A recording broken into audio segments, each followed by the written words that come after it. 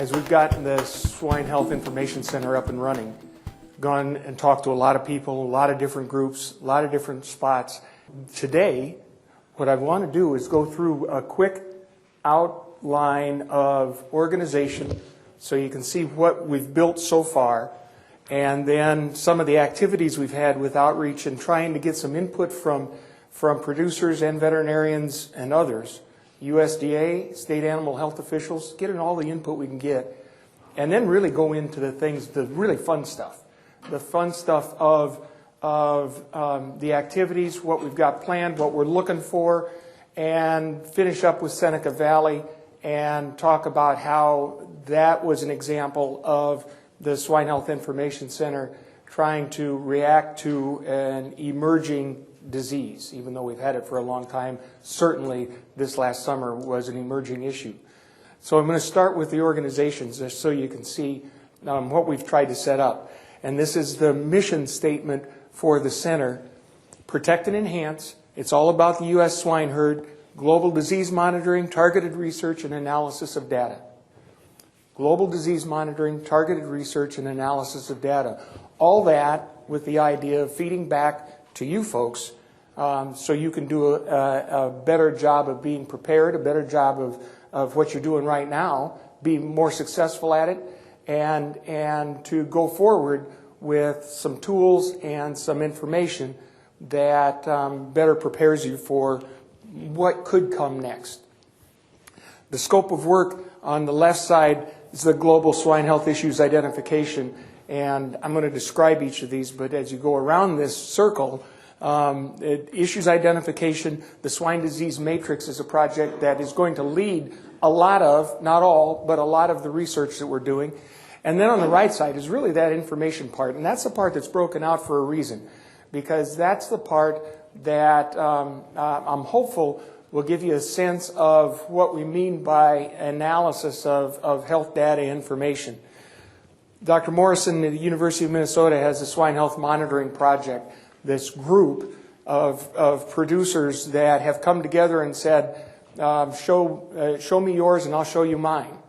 Trade data. What do you have and what do I have? With the idea of we can do better together and sharing than we can do isolated and alone. And that's an important step. That's something that 10 years ago probably couldn't have happened. And the PERS, okay, but PED was really a change in the attitude, not just of the Swine Health Monitoring Project, but also of the attitude of people that we've talked to, the attitude of, I don't know about yours, but a change in the attitude of, man, we don't want to go through this again. We need to have better information, and we need to know what we're doing, what we're likely to hit, and be better prepared and not do this again. And that's part of this analysis of information. To learn from those experiences, get to risk analyses for your herds so you can do a better job with risk analysis. What am I at risk of? And what is going on around me that puts me at greater risk or less risk? And how do I manage that? That's a real key. We get this thing to that point, then I think you'll be able to see that we'll be able to implement. You'll be able to have information that you've not had at your disposal before. When we get to the whole package, you put together that risk analysis, you put together the information, and that is health information. It includes premises information, and it includes some movement information, because we are a national swine herd. We're a national farrow to finish right now. We're moving pigs around the country like we've never done, and we're going to continue to do that. When you put all that stuff together, that's really the basis for the secure pork supply. And that's the brass ring that you reach for as you go around. Because we haven't had FMD since 1929. God help me, I don't understand why we haven't had it. But we're lucky. That's good. We haven't had it. But we've got to be prepared for it, or classical swine fever, or African swine fever, or something that is going to impact our ability to market. And when that happens, The secure pork supply will do two things. One, the secure pork supply, in providing the information to the animal health officials about risk, about health status, about movement, in providing that to the animal health officials, it's going to enable you and others to be able to move pigs state to state, with the state's permission, of course. That's all permitted. But it's the foundation for you to continue to be able to move pigs from state to state. And in this status of a national farrow to finish farm that we have, that's critical. The other thing it's going to do, it's going to be the foundation for being able to clean that mess that we're going to get, clean that mess up faster. It's going to be a mess. And we're going to lose markets when it happens. The issue is going to be how quickly can we recover. And the secure pork supply is going to enable a much quicker recovery than if we had to start from scratch. That's all a foundation to build in order to be able to respond to that type of disease. The Information Center is not a project of the National Pork Board. It's not a project of NPPC or AASV. It's a separate corporation. And that was purposeful because we wanted to make sure that it is a fourth leg of the stool with things that that those other three organizations aren't doing or can't do, one or the other. And that adds more information. It adds more validity, more power to the industry on your behalf. And so it's a separate corporation run by its own board of directors. It's funded by the National Pork Board and your checkoff money. But once the Pork Board said, yes, go with this project, they stepped away and said, now make it work. And so on the board of directors, the Pork Board, NPPC, and AASV are all represented, plus at-large producers are represented on there, and those are the people that drive the activities. Those are the decision makers. It's got a 5-year lifetime. It's a 5-year project. It's $15 million over 5 years was the grant from the National Pork Board. I'm hopeful that at the end of 3 years, there will be demonstrated enough progress that we'll start having momentum toward an ongoing funding in some manner. But that's yet to be determined. I'm confident that we are going to have results, and part of it is what I'm going to start showing you today. I'm confident we're going to have results, but that's the project. So that's the board, and with a little bit more about structure, in order to make decisions, in order to help to drive research and programming, we've put together 2 working groups. One is monitoring and analysis, and that's exactly what that is. It's monitoring. Remember, on the left side was the global disease monitoring. That's what this group's supposed to do. Help with that monitoring of diseases, both internationally but also domestically, emerging diseases domestically as well, and then analysis of data. The other group is a preparedness, and it's a response. So it helps, it takes the information from the monitoring group and helps us be better prepared through that targeted research effort, and also directs responding to emerging diseases, how SHIC could act responding to emerging diseases. So roles and responsibility of rapid response team deployment and other things as we go along. Quick overview of organization. A little that we've done since the 1st of July last year. SHIC has been alive for, what is that? That'd be about 6 months. And so we've got 4 years and 6 months to go. And actually, I expect that we've got 2 years and 6 months to go because of that 3-year goal. 3-year goal for return on investment and showing that. As first 6 months has been pretty busy going around the country talking to producers, talking to veterinarians, talking to universities, the veterinary diagnostic labs, the researchers, all with the question of what will it take in 3 years for you to be able to nod your head and say, yeah, SHIC has been a good idea. SHIC's been successful within these 3 years. That was the question. And as that came back around, those 2 things were the common, there were a bunch of meetings. I went all over the country talking to these people, and they all said about the same thing. One is preparedness. That's a really good idea. But what we didn't include in the initial concept for the National Pork Board, as we worked on how this thing could be put together, we didn't include a responsibility. The input was, we understand that we're probably going to get something else. We can't prevent that. We import thousands and thousands and thousands of tons in thousands and thousands and thousands of containers into this country in all kinds of manners every year. And that includes agricultural imports. That includes soybean meal. That includes soybeans. Vitamins, minerals, all of that stuff comes in, lands on your farms, and we're importing things like that. We're importing thousands. At the ports, it is amazing the process they go through with these containers. Less than 2% of those containers are ever opened up. They're all inspected on paper, but less than 2% of those containers, we're told, are ever opened up, and less than that are ever actually done any inspection inside, or sampling inside. So the issue of being able to, well, let's just stop this stuff from coming in. We got to prevent diseases from coming. Ideally, we put a big fence around the country and not let that stuff come in, fine. But that's not realistic.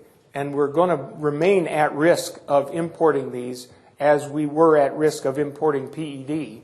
And that's the idea behind this, not only preparedness, so we can do better when we get it, but the other input was, but just preparing for these aren't going to help us as much as if you can help us to also effectively respond and figure out how we can do a better job as individuals and as an industry together in responding to the next thing we're going to get. So that's part of the, I don't know, it might be mission creep, but that's part of the expansion. That's part of the evolution of the mission statement and what SHIC's going to try to get done over the next few years. As part of this outreach, I want to make sure everybody's aware we've got it. There is a website, so if you want to go, then and you've got to go get this information. That's one of the weaknesses of a website. You've got to actively go get it. But we have a website, Swine Health. I'm not going to work that way. Swinehealth.org. And on there is a lot of information about Seneca Valley. It's all about the mission and about the working groups and about what we're trying to get done. So that's a resource. We're going to build that resource as we go, because one of the things that I believe, firmly believe, and my board of directors agrees with, is the communication of SHIC, its products, its activities, its successes and its failures are absolutely critical for all of you. We haven't done a good job with that in the last 6 months. But starting in the next 6 months, I think you're going to see that you're going to have an opportunity for being pushed and being pulled to a lot of different information. Now let's go into the fun stuff and talk about diseases. Swine disease matrix.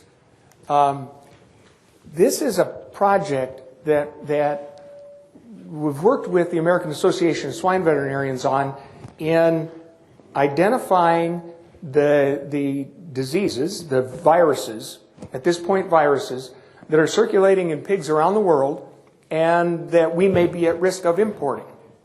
And if you put that list on the left side, going up and down, and if you put on the bottom or top, going across, the diagnostic tests and information available about that list, then you've got cells in there that says, yeah, we have a PCR for this one, or we have an ELISA for that one, or we don't. And so you've got filled in cells or empty cells, and that's a research project. That's what we're working on, to fill those cells in so we're better prepared with diagnostics so we don't miss something when it comes. But the important part of this is, one of the first steps is the prioritization of that list. There are 40-some viruses on that list.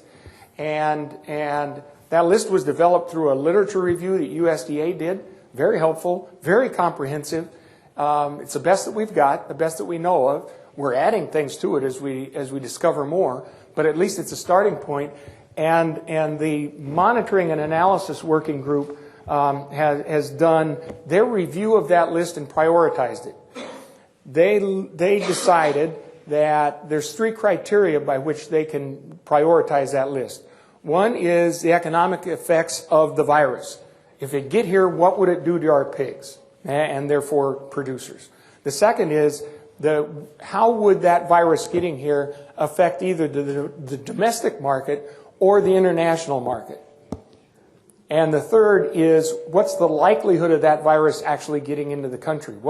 That one's one that can be a swag because we don't have a lot of information about that. But their estimate of how likely is it that we're going to get this, that helps prioritize those things. And as you go, in looking at that prioritization, foot and mouth disease, classical swine fever, and African swine fever, right at the top. It should be. They should be at the top because you get one of those and that's the market issue. That's a production issue, that's a market issue, the whole thing. SHIC is not going to focus on those 3 other than an ancillary and helping because the pork board is really active in that. And remember I said that the information center is trying to do things that others aren't doing. So if the pork board's doing that, and they've got research projects and a research program and an information program around those, so even though they're on the list, the center is in a supportive role rather than a primary role for those. But as you go down that list in the priority, influenza, pseudorabies virus with a pathogenic Chinese strain, that's one that concerns me. I don't know how many people in here remember the eradication program. There are a few of us with little hair or gray that went through that eradication program. A lot of people didn't. But that eradication program took pseudorabies out for us and did it in record time compared to other eradication programs that USDA went through. The reason that happened is because it was a state-federal industry cooperative program rather than simply a regulatory program. This virus that's circulating in China right now is a different kind of bug than what we had. It kills finisher pigs. It causes CNS, nervous signs in finisher pigs and sows. We didn't have it like that. On our strain, it wasn't as severe as what they have over there. The reports are that they have trouble with vaccine effectiveness. They've got a lot of other things that may affect that, but the vaccines can be an issue. So being prepared and watching for this and being able to react quickly, I think is a really important issue here. That's one that we're going to keep an eye on. As you go down, it includes Nipah. There's a high pathogenic strain from China, again, of PRRS. And you go down through Blue Eye, and Seneca Valley's on that list. And that's the prioritized list that this group has come through. So now the next step is, if we take that list, and that's a living document, so it's going to change as we add to it and as we learn more about things. It'll change, but it gives us a start for trying to figure out the research that needs to happen in order to make sure that we're diagnostically prepared for those things. And by the way, I have it from USDA that the latest on the pseudorabies virus, for example, our diagnostics that we used in the eradication program should be able to detect and help us with this Chinese strain. So it has changed, but it hasn't changed enough to affect those diagnostics. They're also now in the process of testing our commercial vaccines, and all of that is still draft, if you will. It's not official that the tests work, but what I'm hearing is that the tests are going to work, and they're in the process of checking to see if our commercial vaccines are going to be effective. That whole effort's has taken and is going to take a lot of work with research coordination, the veterinary diagnostic labs, and a whole list of USDA agencies in that whole research effort. Because a lot of these things on this list are things we don't want here. We don't have them and we don't want them. And we got to figure out how to do that research somewhere else or be able to do it here and do it correctly and do it safely. So it's going to take a lot of cooperation, and that's part of the effort that the Information Center is going through as well. Health issues and swine health and issues identification. So as part of that, with all of those lists, that list of diseases, one of the things besides diagnostic work is information. When PED came, that was, we kind of, those of us that were on the telephone calls and were in the room, we looked at each other and said, what the heck's PED? And I'm telling you, when I went through vet school, if I would have been in the restroom for those 5 minutes that PED was talked about in that infectious disease class, I would not even have heard of it, because that's the way it is. And so we had to learn all that again. What happens? What's other people's experiences with it? How can that be translated into what's going to happen here? What do we know about it? How does it work? How do we manage it? And how do we work on it? And that we had to learn on the fly. We want to be better prepared, and that's a whole list that corresponds with that matrix list of information that's been put together so we don't have to go through that on the fly. We have that ahead of time, and that's available. All of those within the next couple of weeks are going to be available on the center's website.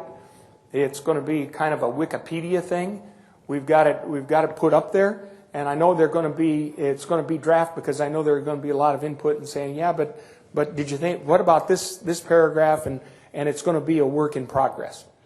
So you can look for that. That's going to be an interesting academic exercise, but what it's going to amount to is at the end of that process, as we go and we make those things better and stronger, it's going to give the bullet points of what do I do if, and that's the important thing that's going to be up there. It's going to be up there early.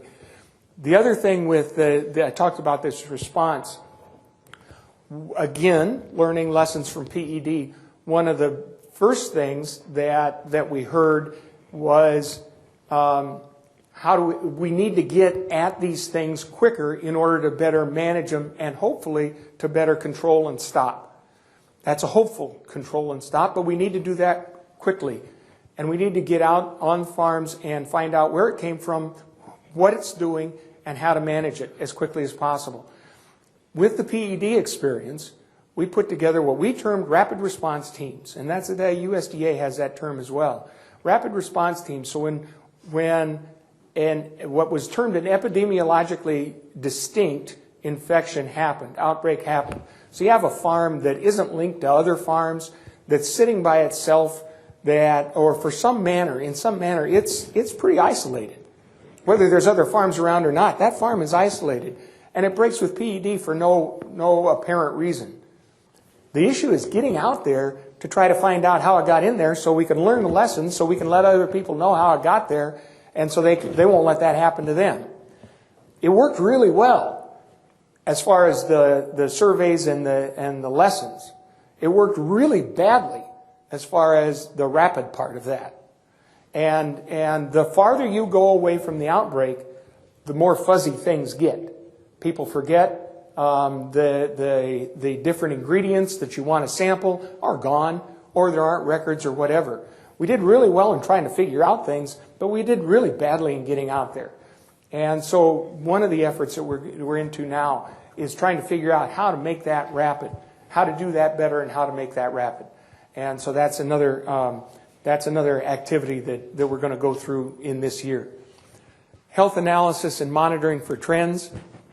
A technical issue for our veterinary diagnostic labs is the manner in which they build their system to be able to report results back to you. That's all electronic.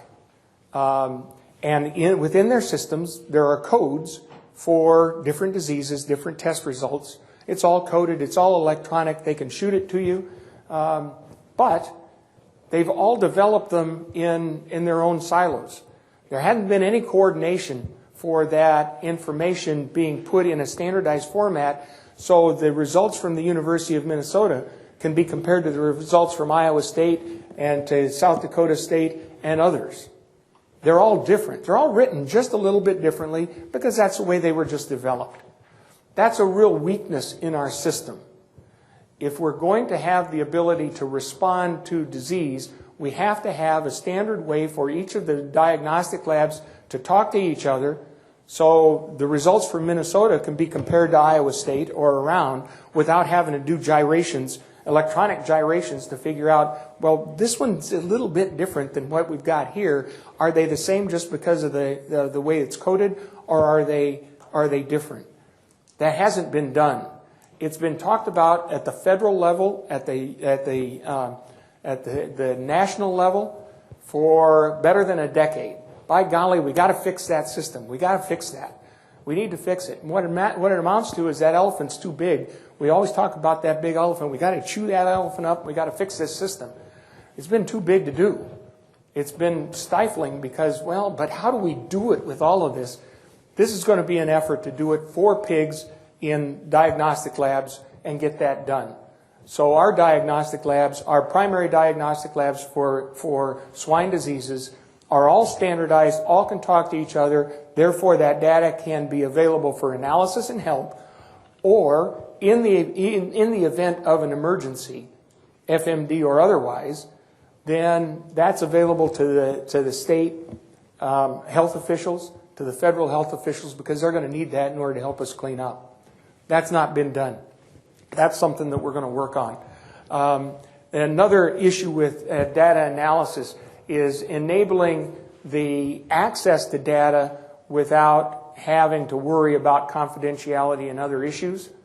And because that's primary. That's something that I know with my time with the pork board, that was one of the things that always came back to us as an issue for producers, is confidentiality and security of data. And technology is going to help us with that.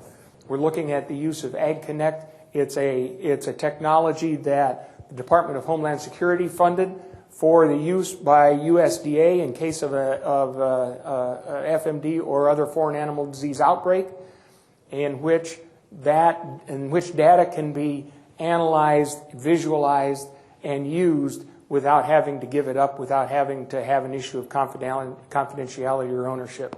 So there are some solutions here. We're trying to figure out how to make those work within our systems. Finally, yeah, this will be good. Finally, I'm going to talk about Seneca Valley and not talk about the results and talk about shedding time and all of that business. And we can, if you've got questions, we can work on that when I get done. But I'm going to talk about Seneca Valley as an example of SHIC's help in response to an emerging disease. And Seneca Valley, for those of you that haven't gotten it, when you do, or if you do, you will see what foot and mouth disease looks like on a pig. One of the issues with Seneca Valley is that this causes blisters on the nose and lesions on the hooves, at the top of the hoof, the coronary band, the top of the hoof, between the toes, that are not distinguishable from foot and mouth disease. If you see blisters, if you see things that look like this on your pigs, the first thing you do is sit down and call your state animal health official or federal animal health official, because that is what foot and mouth disease looks like. And you got to stop things and call. That's a very important message in this thing. But there are some production impacts as well, by the way. There can be some production impacts, and that can be an issue for producers and for your farm. But this is an example of, we've had this thing here for a long time. It certainly emerged last summer in a manner of which we don't understand why yet, but in a very high incident rate, and I'll show you some of that data. Across the country, this is probably old now, across the country, in various states, in sow herds, in finishing herds, in show pigs, equal opportunity virus. We started hearing about an increase in infections midsummer. And historically, we've had this virus since 1988. It's been here. And every year in the summer, we get 2, 3, 4, 5 infections of this, a lot of times it's been in show pigs, and then it seems to go away during the winter. And that's been the cycle since we first found the thing. But in mid-July, we started hearing about more and more of these things, and it building. And as a response, you see on the right side with show pigs, state fairs, finisher outbreaks, we started. The end of July was, wait a minute, we're getting too much of this. Let's get people together and let's start the process with calls, with coordination, with research, what we need to do. Assess the needs, fund the projects, and answer the problems. That's the issue here. Get people together, assess the needs. Let's get the answers that we need to have as quickly as possible. So from the 1st of August until the 1st of October, that process went on and got research going into what we needed to know about Seneca Valley to be able to address this increase. We asked questions about distribution. How far is this distributed across the country? How do we manage it? What are we going to do for movements? What's different? The tools that are available. How do you clean it up? The risk factors.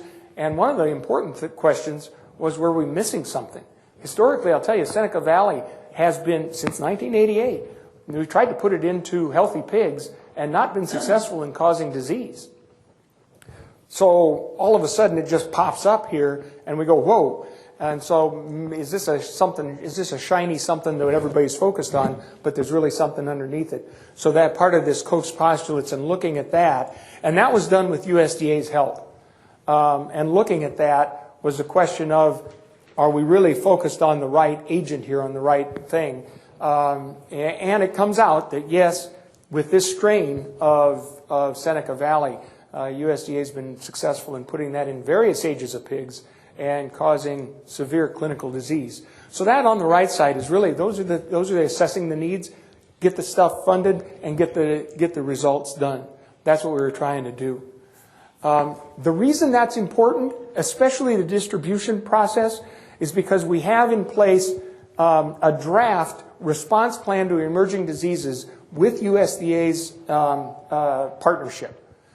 An industry response plan to emerging diseases. And one of the first things in that response plan, in order to say how we'd recommend a response, we need to know how widely distributed the virus or the disease is. If it's a short-term control issue, that's a different deal if you have a farm or a couple of farms that are infected versus a mid-term control issue where it's a wider region versus a long-term control where it's spread all over the country. And you saw that if you're going to talk about quarantine or stop movements, for example, should we stop movement because of Seneca Valley? Well, it's all over the country. We've got it all over the country. That's probably not one of the things you want to do with Seneca Valley to try to control it, because it's not going to be successful. It's already distributed. But if we find that first farm, then maybe that would be a tool that we'd have to use. So within that response plan, that's part of this rapid response team. Get the information as quickly as possible so we can understand the distribution, so we can have a variety of different responses that may be available depending on the type of outbreak, depending on the distribution of the outbreak. That's why that initial research and that initial help was so important. Besides the research, a lot of communication, a lot of telephone calls, a lot of coordination, a lot of meetings about Seneca Valley with the industry, with academics, and with USDA. It's a lot of time and a lot of work because people have to be coordinated rather than doing this thing in silos again. Coordinating that so we aren't repeating things and re-plowing ground that's already been plowed through a variety of USDA agencies, but also with state animal health officials and packers and others, with Seneca Valley especially. This is the outbreak curve, and this is part of what the Swine Health Monitoring Project was reporting. So that was a help. The important part is the green bars, And you see that's the summer outbreak and going back down again. We're at a very quiet state right now. It's still going on. We still have some, but compared to this summer, we're very quiet. The green bars are what's reported from the diagnostic labs. Okay? The important, the thing here that I want to point out is that the other bars are other sources of information. And those other sources of information, you see where they go and what happens to them. The USDA data that starts all the way on the left side, the first one, it's the purple ones, if you can differentiate that. That shows that it goes up to August, and then we're about done. And so the point here is that part of the issue of trying to identify how to respond to a disease is putting together all of the applicable sources of information that we can put together in order to get as clear a picture as possible. And the diagnostic labs was a good source. And through Dr. Morrison's work and helping to report, they said that yeah, we'll cooperate here and we'll let you know what we have for cases that are coming in. The issue here is getting the best information possible so we can do the best response possible that we can do. And I think that was pretty successful. That's a good example of cooperation, collaboration and cooperation. You take those green ones away with the collaboration and cooperation of the diagnostic labs, and you see what happens to the rest of those bars. We don't have enough information there to be able to, we'd have a very bad picture of what was happening and what's going on.